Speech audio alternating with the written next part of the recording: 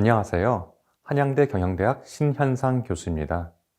옆에 보시는 자료에서처럼 세상에는 빈곤이라든가 질병, 환경오염이라든가 교육격차 등 굉장히 많은 문제들이 있습니다.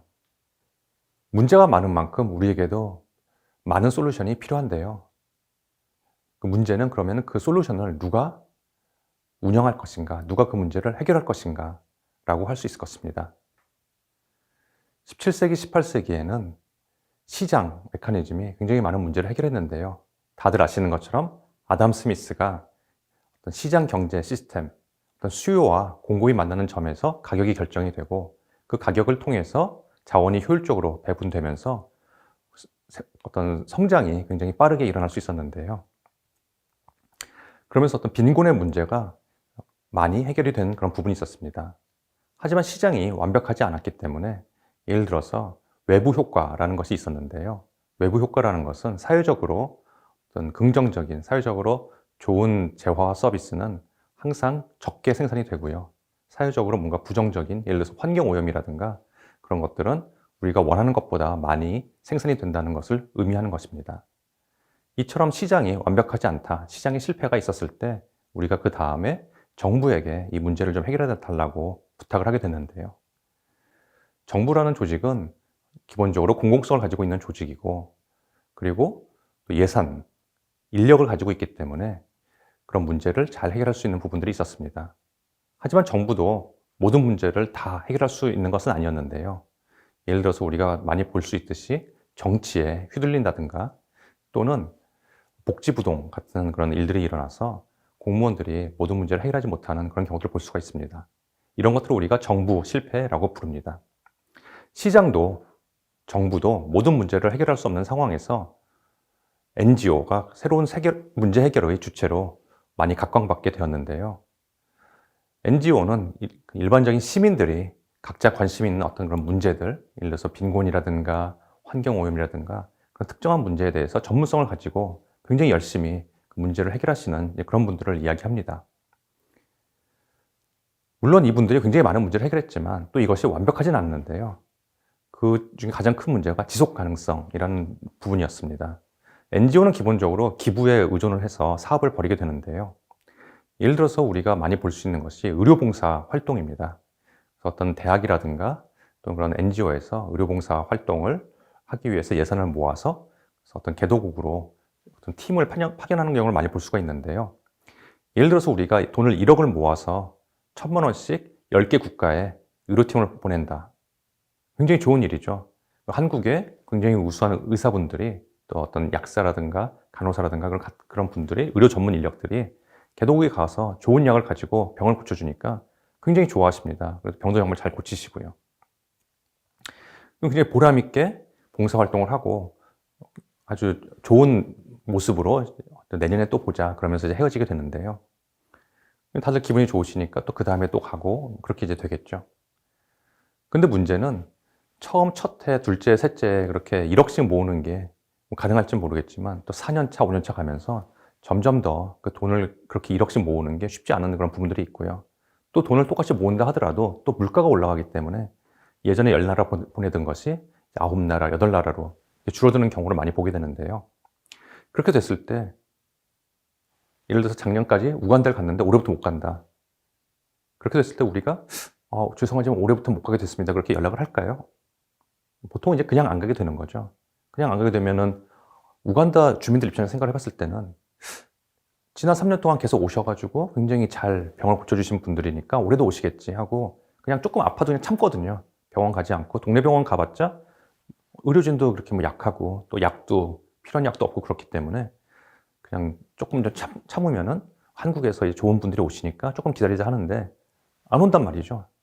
그래가지고 올해는 안 오시지만 내년에 오시겠지. 또 기다리시는데 그 다음에도 안 오시고 그 다음에도 안 오시고 정말 못 참겠다 너무 아프다 그래서 동네 병원을 가보면은 이미 동네 병원은 망해 있죠. 공짜랑 어떻게 경쟁이 되겠습니까? 동네 병원은 그렇지 않아도 의술도 약하고 약도 없는데 한국에서 그렇게 의술도 좋고 좋은 약을 갖고 오신 분들이 공짜로 고쳐주는데 동네 병원이 경쟁을 할 수가 없죠. 동네 병원이 망하고 나가면은 이제는 정말 이 우간다 주민들 입장에서 봤을 때는 병원을 가야 되는데 한국에서도 의료진이 안 오고 동네 병원도 다 망해서 나갔고 갈 데가 없는 거죠. 더 비참해질 수 있는 거죠. 이런 점에서 어떤 지속 가능성이라는 부분이 굉장히 NGO의 어떤 약점으로 이야기가 되고 있습니다. 지금 본 것처럼 시장도 완벽하지 않고 정부도 완벽하지 않고 NGO도 완벽하지 않다면, 그렇다면 이제 누가 문제를 해결할 것인가 우리가 고민을 하게 되는데요. 새로운 대안으로 떠오르고 있는 것이 바로 기업가 정신입니다. 옆에 보시는 자료는 2016년도 스탠포드 대학에서 열렸던 글로벌 앙트레프너십 서밋이라는 대회인데요. 보시다시피 그 당시에 대통령이었던 오바마, 정치계의 리더죠. 그리고 그 옆에 보시면은 구글의 CEO, 순페이 CEO가 있고요. 그다음에 가운데 사진을 보시면은 오바마 대통령, 그리고 또 낯익은 얼굴이 보이시죠? 페이스북의 마크 주커버그, 그리고 가운데 있는 3명은 NGO에 있는 그런 리더들입니다.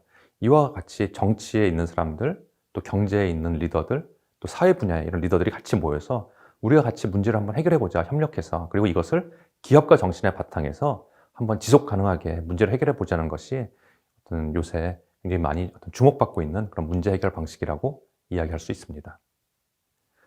이런 것들을 우리가 또 사회적 기업가 정신이라고 많이 부르는데요. 사실 사회적 기업가 정신이라는 그런 개념은 빌 드레이튼이라는 사람에 의해서 처음 창안이 되었습니다. 이 빌 드레이튼이라는 사람은 굉장히 재미있는 사람인데요. 하버드에서 학부를 졸업을 하고 예일대 로스쿨을 졸업을 한 후에 맥킨지에서 컨설턴트로 이제 일을 하다가 그 당시에 카터 행정부에 들어가서 행정 관료로서 일을 하게 됩니다. 이 사람이 행정부에 있으면서 만든 제도가 그 탄소 배출권 시스템이라는 제도를 70년대 후반에 만들었는데요. 정말 똑똑한 사람인 거죠. 그래서 법도 알고 경제도 알고 있고 더군다나 행정까지 알면서 이 사람이 정말 많은 분야에서 전문성을 쌓게 됐는데요. 그러다가 정부를 그만두고 나와서 1980년에 비영리 조직을 만듭니다. 그것이 바로 아쇼카라는 비영리 조직입니다. 아쇼카는 아까 말씀드린 것처럼 빈곤이라든가 질병 또는 교육 격차, 환경오염, 이런 인권, 다양한 사회적 문제들이 있는데요. 이런 사회적 문제에 대해서 지속 가능한 어떤 해결책을 찾아낼 수 있는 사람들, 이런 사람들을 이제 사회적 기업가 또는 사회혁신가라고 부르면서요. 이런 사회적 기업가들을 발굴하고 또 지원하고 서로 네트워킹을 만들어줘서 사회 문제를 같이 좀 해결해보자라는 취지로 시작이 된 그런 비영리 조직입니다. 그렇게 발굴된 사람들을 우리가 아쇼카 펠로우라고 부르는데요.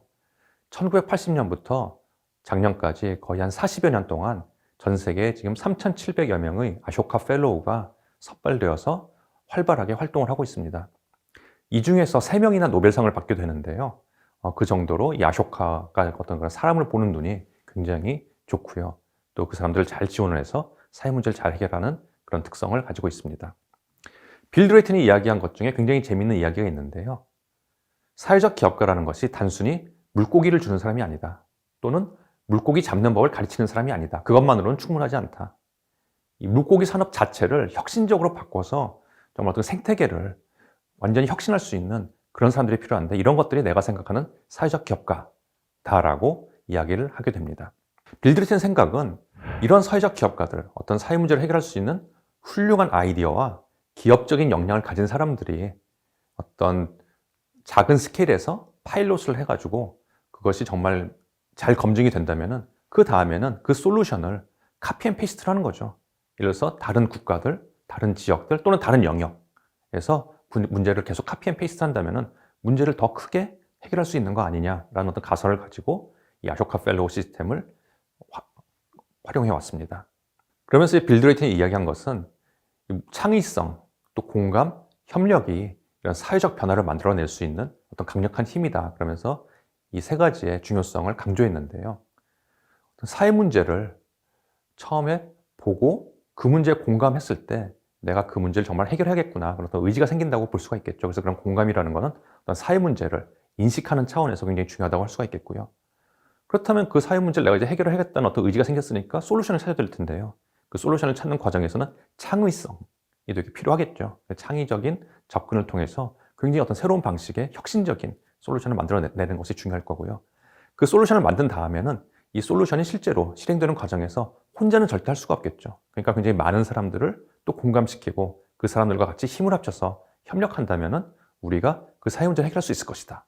그래서 공감, 창의, 협력, 이것이 어떤 사회 문제를 해결하고 임팩트를 만들기 위해서 굉장히 중요하다. 사회적 기업가에게 굉장히 중요한 세 가지 특질이다라고 이야기를 하게 됩니다. 이런 사회적 기업가들이 운영하는 조직을 우리가 사회적 기업이라고 할 수가 있겠습니다. 이 사회적 기업이라는 것은 그런 사회 문제들에 대해서 창의적이고 혁신적인 솔루션을 만들어내고 그것을 통해서 지속 가능하게 문제를 해결하고 또 사회 혁신을 만들어 나가는 그런 움직임이라고 얘기할 수가 있겠는데요. 우리가 보통 배우는 영리기업, for profit company라고 하는 거죠. for profit company는 말 그대로 maximize profit, 그러니까 이익을 극대화하기 위한 그런 조직이라고 할 수가 있고요. 이익을 극대화하는 과정에서 자원을 효율적으로 잘 배분하고 전략을 세워서 이익을 많이 내서 주주를 기쁘게 해주는 것이 영리기업이라고 할 수가 있겠습니다.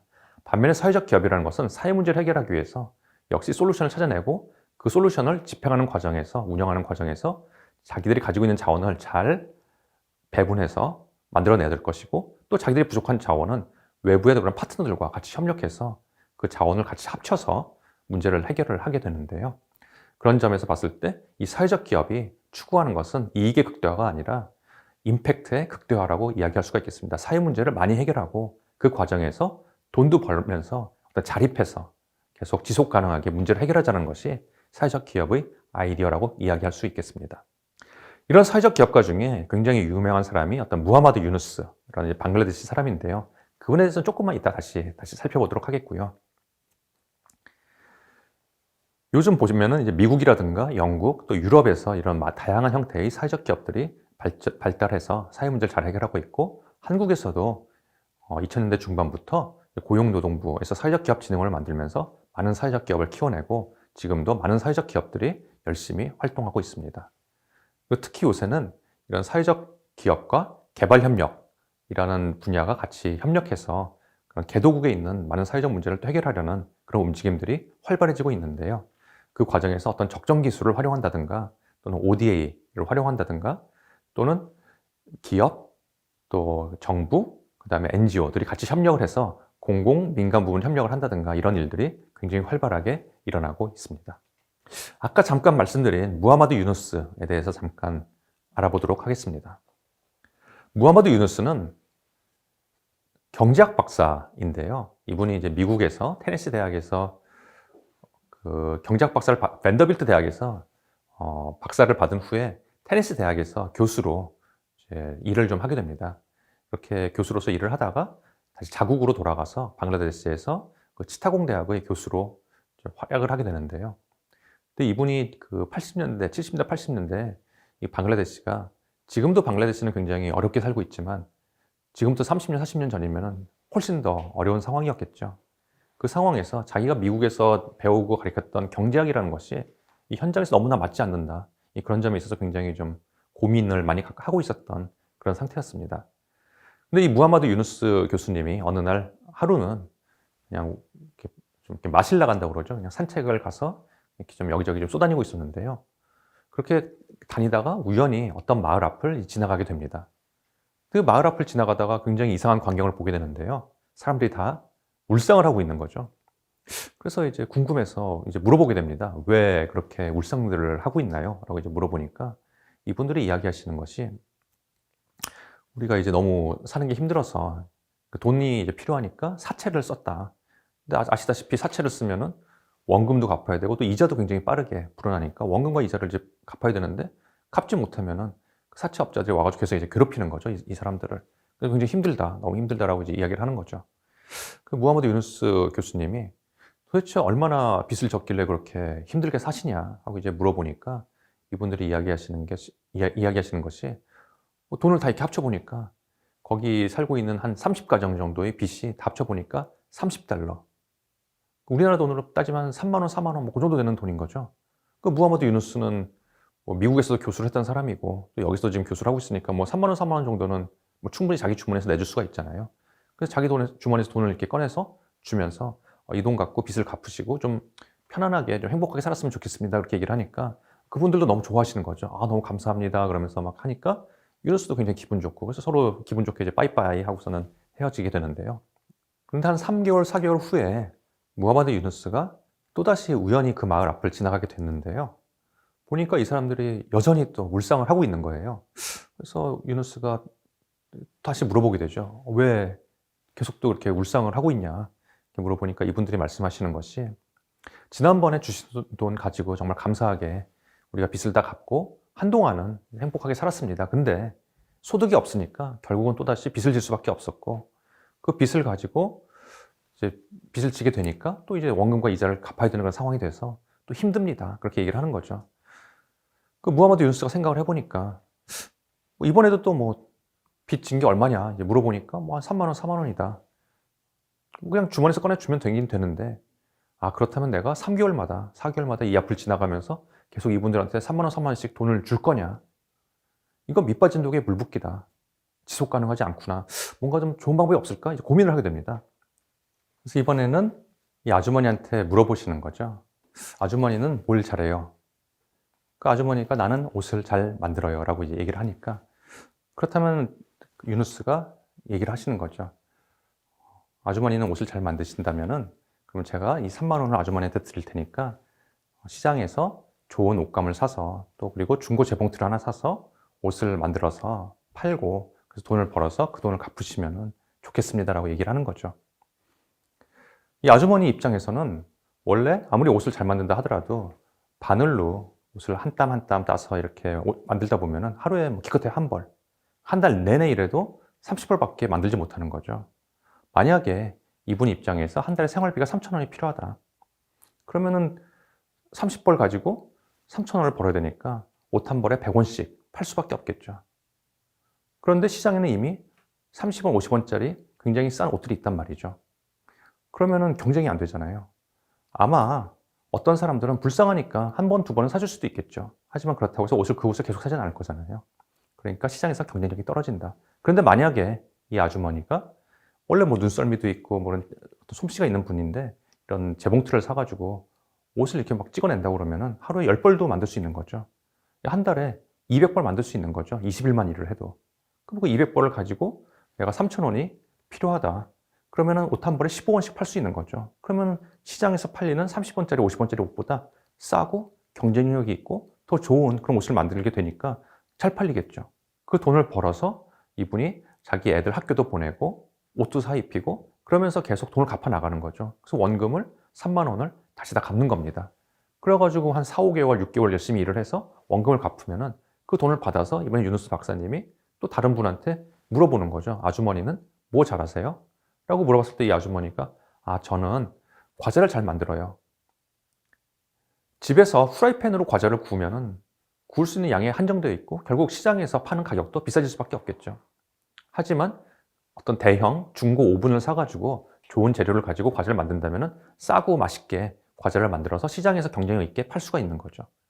그럼 이 아주머니도 마찬가지로 자기 애들 학교도 보내고 옷도 사 입히고 아프면 병원도 보내고 그러면서 돈을 벌어서 그 돈을 갚으면은 그 다음에 사람한테 또 돈을 이제 빌려줄 수가 있는 거죠. 유누스 박사님이 이렇게 해보니까 이게 되거든요. 그래가지고 계속 이제 사람들한테 돌아가면서 이렇게 돈을 빌려주니까 그 사람들, 어떤 사람들은 뭐 닭을 사서 계란을 이렇게 팔기도 하고요. 소를 사서 우유를 팔기도 하고요. 그러면서 그 마을 사람들이 직업이 하나씩 생기는 거죠. 일자리가 하나씩 생기는 거죠. 지속 가능한 인컴이 생기는 거죠. 그러니까 이분들이 계속 이제 돈을 벌 수가 있게 되고 자립할 수 있게 되고 또 서로 자기들끼리 사고 팔고 하다 보면은 마을 경제가 일어서는 거죠. 유누스 박사님이 이걸 보면서 아, 이게 되는구나. 이분들이 어떤 능력이 없어서가 아니었고 게을러서가 아니고 자본이 없어서 그랬구나. 자본만 있으면은 이분들이 예를 들어서 아까 말씀드린 것처럼 중고 재봉틀을 산다든가 중고 오븐을 사가지고 많이 만들 수 있는데 많이 만들면 가격이 낮아지잖아요. 그렇죠? 원가가 낮아지니까 가격을 싸게 해서 경쟁력이 생기는 거니까 결국은 자본 투자의 문제였다. 어떤 자금을 주는 것이 문제였다. 그래서 어떤 신용이 없는 사람들에게 이런 신용 대출을 해주는 이런 시스템을 생각하게 되는 거죠. 이거 우리가 마이크로 파이낸스라고 많이 부르는데요. 이런 마이크로 크레딧, 마이크로 파이낸스를 통해서 무담보 소액 대출을 통해서 극빈자들을 돕기 시작을 합니다. 이분이 1976년에 27달러로 시작해서 그라민뱅크를 설립을 하게 됩니다. 한 30년 동안 열심히 사업을 해서 2007년까지 직원이 18,000여 명, 그리고 지점이 2,000개 이상의 어떤 대형 은행으로 성장하게 되는데요. 이분들이 700만 명 이상에게 돈을 빌려줬다고 하고요. 그 돈을 빌려준 액수가 3조 원 이상이라고 합니다. 700만 명 중에 거의 반 정도가 자립을 했다고 하는데요. 그렇게 되니까 결국 사회가 안정이 되는 거죠. 이분들이 계속 돈이 없이 어렵게 산다고 그러면 사회가 얼마나 불안정하겠습니까? 근데 이분들이 이런 각자의 어떤 직업을 가지고 자립할 수 있게 되니까 사회가 그만큼 안정이 되고 평화로워지는 거죠. 그래서 노벨 평화상을 받게 됩니다. 그래서 무하마드 유누스와 이 그라민 뱅크가 2006년에 공동으로 노벨 평화상을 수상을 하게 되면서 전 세계적으로 이 사회적 기업이라는 것에 대한 관심이 높아지게 되는데요. 여기서 굉장히 재미있는 거는 이 그라민 뱅크가 가난한 사람들한테 무담보로 돈을 빌려주는데 원금 회수율이 90% 이상. 좀 놀랍죠. 근데 어떻게 그렇게 원금 회수율이 높았을까 했을 때 이분들이 가지고 있는 시스템은 커뮤니티 기반의 어떤 모니터링 시스템을 가지고 있었는데요. 그게 뭐냐 하면은 예를 들어서 가정을 5가정 또는 10가정씩 한 팀으로 짜주는 거예요. 그것은 이분들한테 얘기하는 거죠. 당신들끼리 서로 논의해서 누가 돈을 제일 먼저 받으면 좋을지 결정하시면은 제가 그 30불을 그분에게 드리겠습니다. 그리고 이분이 다 갚으면 그 다음에는 또 마을 사람들끼리 그 10명이서 생각을 해가지고 누가 또 받으면 좋을지 같이 논의해서 결정하세요. 그것이 바로 커뮤니티 기반 모니터링 시스템인데요. 일반적인 금융기관에서는 돈을 빌려주게 되면은 누군가 계속 모니터링 해야 되는 거죠. 돈을 잘 갚는지 안 갚는지. 또 돈을 안 갚으면은 누군가 또 전화를 해가지고 빨리 갚으라고 막 재촉도 해야 되고 막 찾아가가지고 독촉도 하고 또 이제 사채업자들 같은 경우에는 막 어떤 폭력적인 또 그런 일들까지 있게 되는데요. 그런 시스템을 사실 운영하는 것도 다 돈이거든요, 이게. 근데 이런 그라민 뱅크처럼 어떤 사회적 목적을 위해서 어떤 가난한 사람들을 위해서 일을 하는 그런 은행 입장에서는 그런 코스트를 감당할 여력이 없는 거죠. 그래가지고 그냥 맡기는 거죠. 마을 사람들끼리 결정해라. 근데 마을 사람들이 제일 잘 알거든요. 누가 제일 역량이 있는지, 누가 제일 먼저 돈을 갚을 수 있을 것인지.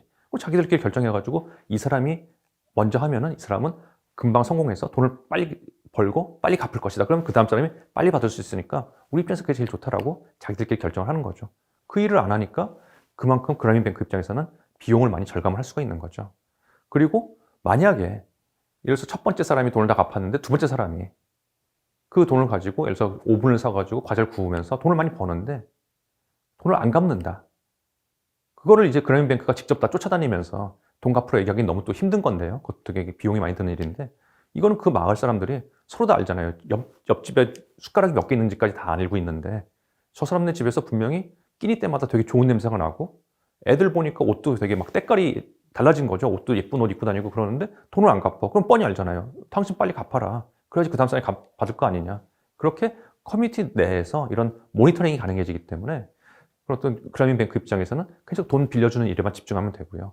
이런 돈 회수가 굉장히 잘 되면서 큰 임팩트를 만들 수 있는 그런 어떤 바탕이 됐다고 할 수가 있겠습니다.